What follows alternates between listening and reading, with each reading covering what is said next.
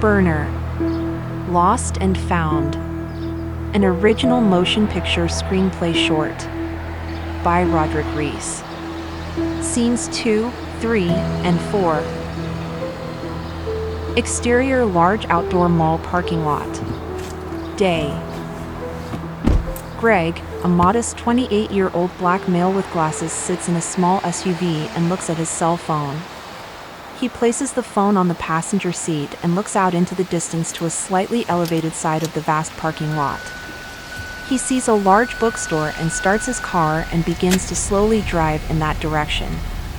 He parks his car about 50 yards from the bookstore entrance and 10 yards from the nearest other car. As he gets out and begins walking to the entrance, he notices something on the ground in front of him. An iPhone lays face up. Greg looks around for people in the vicinity as he walks towards the phone. He picks it up and sees a local phone number on a label affixed to the back. When he turns it over, he notices it has 2 different missed local calls within the last hour. He thinks. After he looks around again for a possible owner and sees no one even remotely close to him, he walks towards the bookstore entrance with it.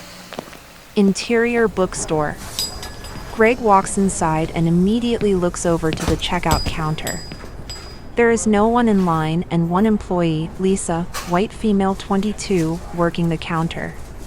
He briefly glances at the greeting card section straight ahead of him, looks at the found phone in his hand, and then decides to go to the counter. Hello, how can I help you? He notices her name tag also says, "Hi, I'm Lisa, how can I help you?" Greg places the found phone face down on the counter. You guys have a lost and found? Lisa looks at it confused. Yeah? I found this in the parking lot. Okay. Lisa surveys the phone from a distance without touching it. Greg turns it over face up. The screen's cracked. But alright. Found it like that. Still works though. Lisa alternates her gaze from the phone to Greg a few times without moving her head. So, where did you find it? Greg looks out through the large windows behind her and points to his car in the distance. Over there by my car.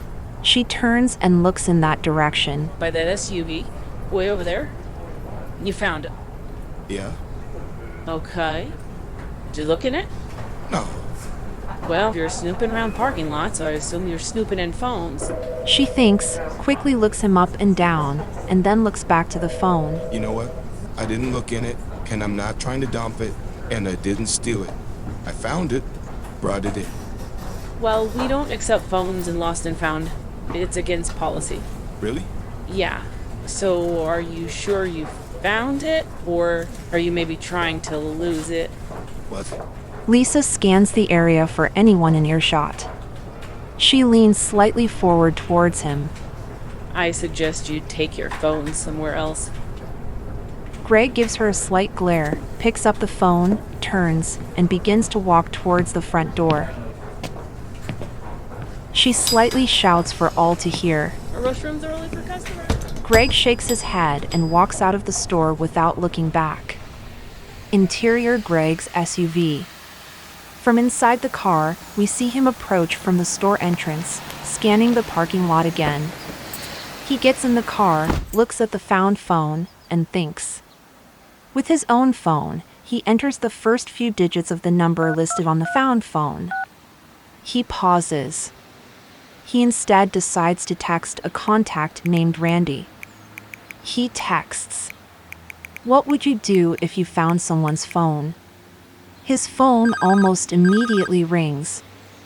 It's Randy. He smiles amused and answers. Whose phone? Interior Randy's apartment. Randy, a chubby 24-year-old black man.